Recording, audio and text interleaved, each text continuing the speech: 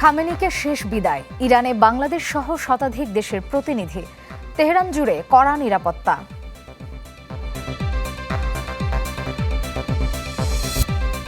হাম উপসর্গে আরও 5 প্রাণহানি। উদ্বেগ বাড়াচ্ছে ডেঙ্গুও।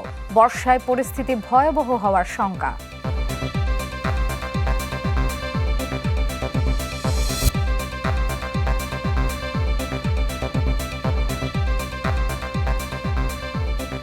সবাইকে আমন্ত্রণ চ্যানেল 24 এর বিকেল 4টার খবরে। শুনছিলেন সিলন ফ্যামিলি ব্লেন্ডটি সংবাদ শিরোনাম। আপনাদের সাথে আছি আমি মার্জিয়া শ্রেয়া। শুরুতেই দেশের বাইরের খবর। যুক্তরাষ্ট্র ও ইসরায়েলের হামলায় নিহত ইরানের সর্বোচ্চ নেতা আলী খামেনির মরদেহ তেহরানের গ্র্যান্ড মোসাল্লা মসজিদে নেওয়া হয়েছে। মসজিদে বিভিন্ন দেশের উচ্চপদস্থ প্রতিনিধি ও রাজনৈতিক ব্যক্তিত্বরা খামেনির প্রতি শ্রদ্ধা ও শেষ বিদায় জানাবেন। শ্রদ্ধা জানাবেন তেহরানের সাধারণ জনগণ ও বিভিন্ন শ্রেণী পেশার মানুষও। আগামী শনিবার থেকে মঙ্গলবার পর্যন্ত সরকারি ছুটি ঘোষণা করেছে ইরান সরকার। এছাড়া বৃহস্পতিবার পালন করা হবে জাতীয় শোক। আগামী বৃহস্পতিবার নিজ জন্মস্থান মাশহাদে ইমাম রেজার মাজারের পাশে দাফন করা হবে আলী খামেনিকে। গেল 28 ফেব্রুয়ারি যুক্তরাষ্ট্র ইসরায়েলের যৌথ হামলায় নিহত হন খামেনি।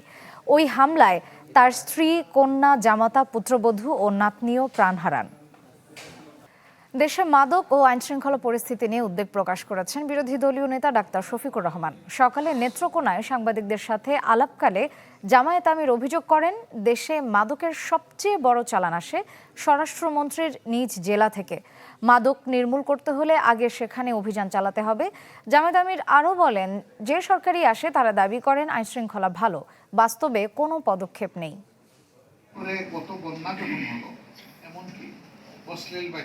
মাদকের সবচেয়ে বড় চালান আসে স্বরাষ্ট্রমন্ত্রীর বাড়ির এলাকায়। আপনি জানেন না এই চালান কিভাবে আসে, এটা কিভাবে বন্ধ করতে হবে, কারা এর সাথে জড়িত? নেত্রকোনার মানুষ আমার চাইতে উন্নত ভালো জানে।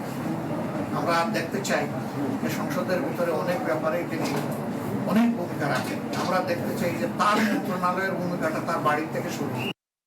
গেল 24 ঘন্টায় হাম উপসর্গে দেশে আরও 5 জনের মৃত্যু হয়েছে। আক্রান্ত মোট 1107 জন।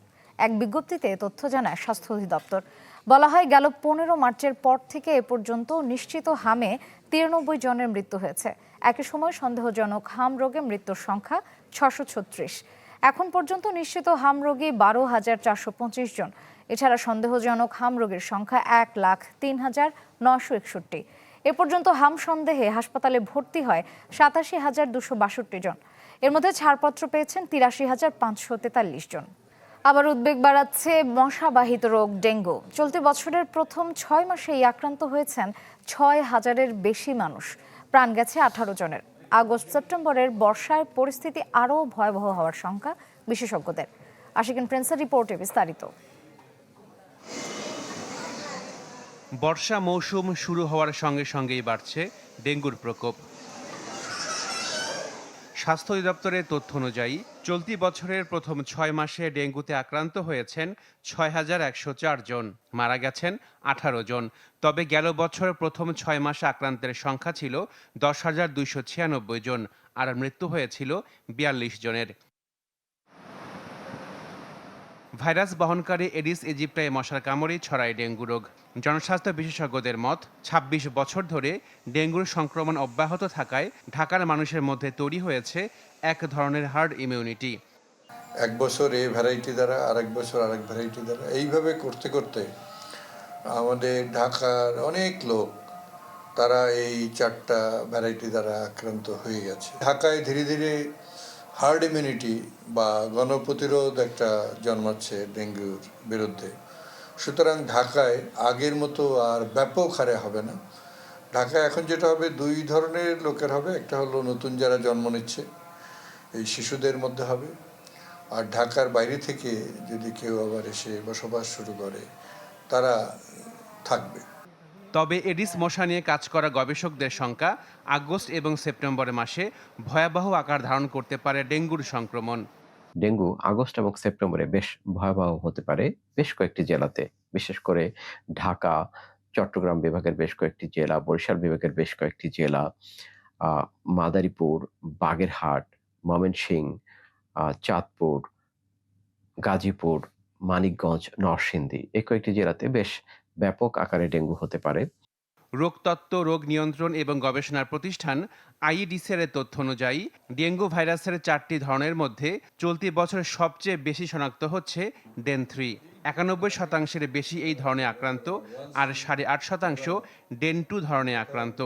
ডেন 3 বা ডেন 2 এদের কখনো কখনো দেখা গেছে যে আগে সংক্রমণ না থাকলেও প্রথমবার সংক্রমণে এরা মারাত্মক জটিলতা করে। সেই হিসেবে ডেন 3 একটু জটিল, কিন্তু এটা অনেক বেশি কিছু ফারাক নেই। ডেঙ্গু যে কোনো টাইপ দ্বারা হোক না কেন তার ঝুঁকি আছে। বিশেষজ্ঞদের মত, ডেঙ্গু নিয়ন্ত্রণে শুধু শহর নয়, এডিস মশার প্রজননস্থল ধ্বংসে উদ্যোগ নিতে হবে গ্রাম পর্যন্ত। আশাকিন প্রিন্স, চ্যানেল 24, ঢাকা। গাজীপুরের শ্রীপুরে ট্রাক চাপায় নিহত হয়েছেন মোটরসাইকেল আরোহী 2 বন্ধু। পুলিশ জানায়, গেল রাতে 4 বন্ধু সাজ্জাদ, আরিফ, সোলেমান ও কাউসার 2টি মোটরসাইকেল যোগে ঢাকার কেরানীগঞ্জ থেকে ময়মনসিংহের ত্রিশালে যাচ্ছিলেন। জৈনাবাজার এলাকায় পৌঁছালে কাউসার ও সোলেমানের মোটরসাইকেলটি চাপা দেয় উল্টো দিক থেকে আসা একটি ট্রাক। এতে ঘটনাস্থলেই মৃত্যু হয় তাদের। পালিয়ে যায় ট্রাক চালক ও তার সহকারী। মিয়ানমারের রাখাইন রাজ্যে চলমান সংঘাত প্রেক্ষাপটে কক্সবাজারের টেকনাফ সীমান্তে নিরাপত্তা ব্যবস্থা আরও জোরদার করেছে বিজিবি। সীমান্ত জুড়ে স্থল টহলের পাশাপাশি নাফ নদীতে নৌ টহল ও নজরদারি বাড়ানো হয়েছে। তবে আজকে সীমান্তে তেমন গোলাগুলির শব্দ শোনা যায়নি। তবে আশঙ্কা দেখা দিয়েছে নতুন করে রোহিঙ্গা অনুপ্রবেশের। যদিও সীমান্তে অনুপ্রবেশ চোরাচালান রোধে সতর্ক অবস্থায় রয়েছে বিজেপি।